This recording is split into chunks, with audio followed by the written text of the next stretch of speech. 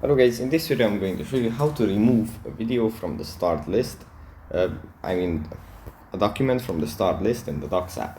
But before that, don't forget to subscribe and leave a comment down below, because at 10,000 subscribers I'm going to show you my whole YouTube revenue statistics and growth strategy. So without further ado, let's just jump right into it. First we have to open up the Docs app. And here it opens up in Drive files.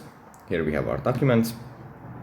And if we want to remove a document from the start list, we have to have the document here.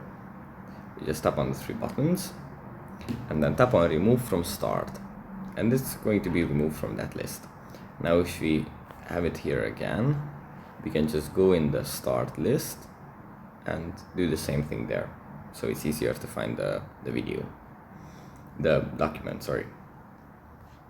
So yeah, that's pretty much it for this video.